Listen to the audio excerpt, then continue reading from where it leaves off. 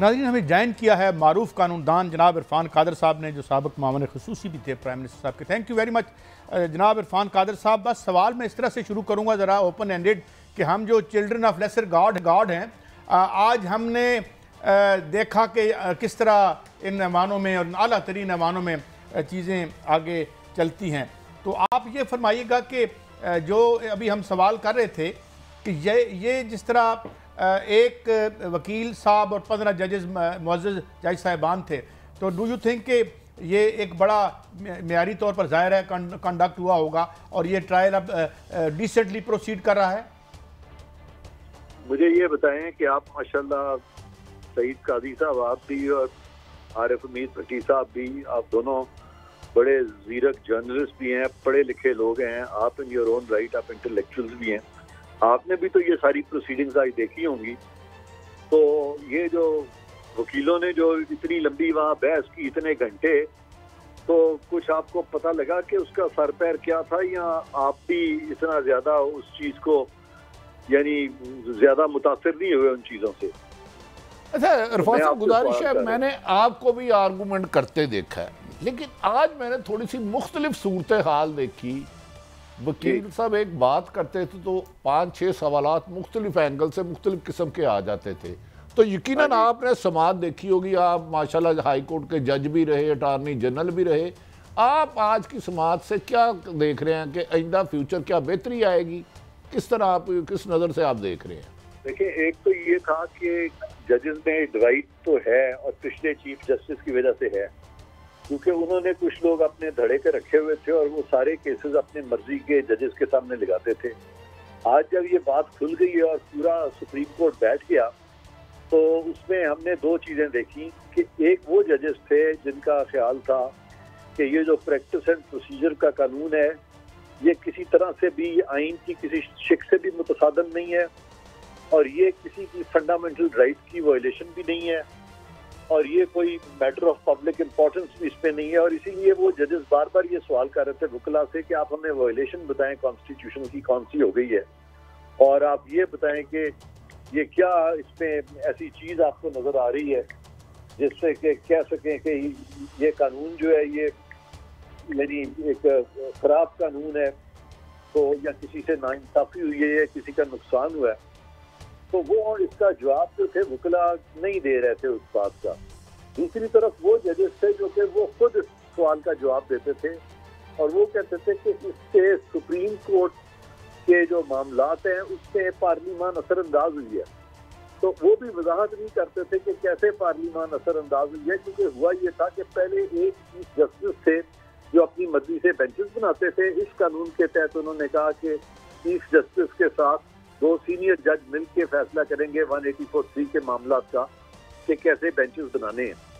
तो ये एक बहुत एक क्रॉस टॉक जजेस की चल रही थी और वकला जब बात कर रहे होते थे तो ऑब्वियसली एक सवालों की बुछाड़ भी थी उनको, लेकिन जब जजेस भी सवाल करते थे तो वकला भी वो प्रॉम्प्ट तरीके से जवाब नहीं देते थे। मैं समझता हूँ कुछ बड़े पर्टिनेंट सवाल थे और उससे वकला को चाहिए था कि तैयारी के साथ जाते और फटाफट जवाब देते, लेकिन उस तेजी के साथ नहीं जवाब दे रहे थे। यानी इस लेवल पे जब आप 15 जजेस के सामने पेश हो रहे हैं, सारा पाकिस्तान आपको देखता है, तो मैं समझता हूँ कि जो लेवल ऑफ प्रिपरेशन है और लेवल ऑफ प्रिपरेशन तो नजर भी आया। लेकिन इरफान भाई एक और बात बताएं कि वाइल एक फीलिंग आई मुझे, मैं पहली दफ़ा मैंने देखी ये, मैं कभी सुप्रीम कोर्ट कवर भी नहीं की, कि while talking to the attorney general या जो दूसरे थे, तो लग ये रहा था कि जो आर्गूमेंटेशन है वो बिटवीन दी फाजिल जजेस हो रही थी। एड्रेसी अपेरेंटली वो वकील साहब थे जो सामने खड़े थे, मगर लग रहा था कि जैसे एक जज साहब दूसरे जज साहब की बात का जवाब दे रहे हैं। तो this the usual way of conducting the hearings? Qadir साहब, आपने बड़ी सही बात की है कि ये जजेस जो थे वो अपना मुकदमा लड़ रहे थे और अच्छी चीज ये हुई कि अगर आप अपना मुकदमा भी लड़ रहे थे तो उन्होंने अपना मुकदमा सारी कौम के सामने रख दिया कि भाई हमारे ये दलाइल हैं। जो समझते थे कि ये कानून ठीक है वो अपने दलाइल दे रहे थे कौम के सामने, और जो समझते थे कि ये कानून ठीक नहीं है वो अपने दलाइल देने की कोशिश कर रहे थे। अब उन्होंने कौम को ये बताया है कि जी अब आप अच्छी तरह से देख लें, अब जब फैसला आएगा तो ऑब्वियसली जिस तरफ भी 8 जज होंगे उस तरफ का फैसला होगा। और मेरा अपना ख्याल ये है कि अगर आप मुझसे ये भी सवाल करें कि फैसला क्या आएगा तो उस पर भी मैं थोड़ी सी रोशनी डालूंगा। जी प्लीज गो अहेड। नहीं प्लीज प्लीज, ये बड़ी अहम बात है सर जो आप फरमा रहे हैं।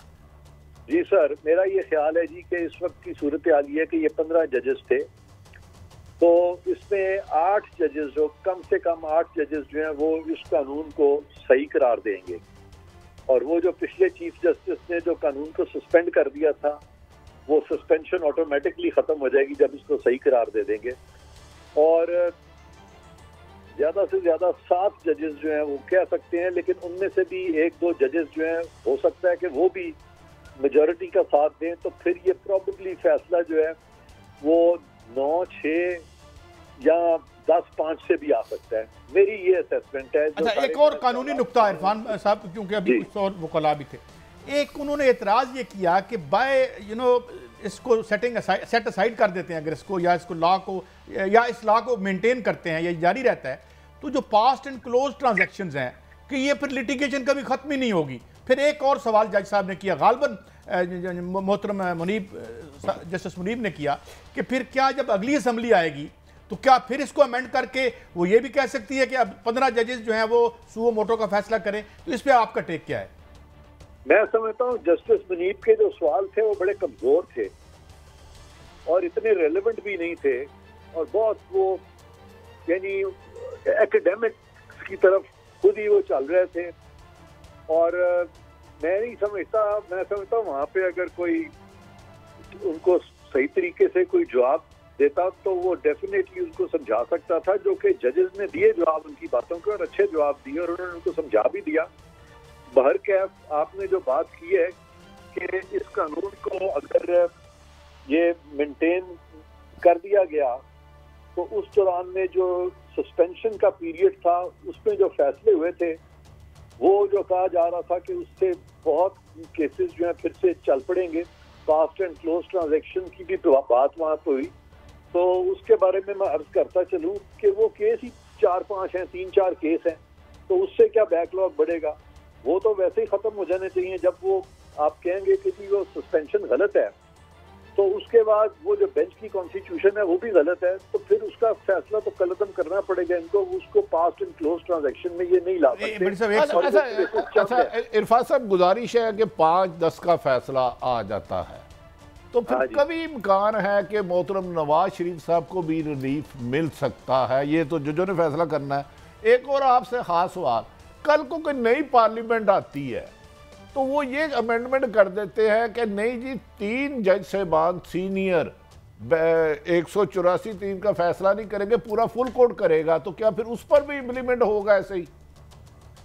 अच्छा, ये मैं आपको बताऊं कि इसको आप इस तनाजर में देखें कि एक चीफ जस्टिस अकेले ये कर रहे थे, उसकी जगह 3 हो गए। अगर पार्लियामान अगर फुल कोर्ट की तरफ कर देती है तो बिल्कुल वो कर सकती है, और इसका जवाब ऐसे ही देना चाहिए था उनको। ऐसे ही शर्मा के जवाब दे रहे थे, मुझे समझ ही नहीं आ रही थी कि वो कर क्या रहे हैं ये सारे लोग। कि पार्लियामान, अगर आप इस चीज को मान लेते हैं कि पार्लियामान जो है वो कानून साजी कर सकती है सुप्रीम कोर्ट के रूल्स के बारे में, जो कि कर सकती है, आर्टिकल 191 में साफ तौर पे लिखा हुआ है कि पार्लियामान के कानून के ताबे सुप्रीम कोर्ट के रूल्स होंगे। तो अगर पार्लियामान के कानून के ताबे सुप्रीम कोर्ट के रूल्स होंगे तो पार्लियामान कानून बना सकती है ना। ये तो मान लिया है, आइन मानता है इस चीज को।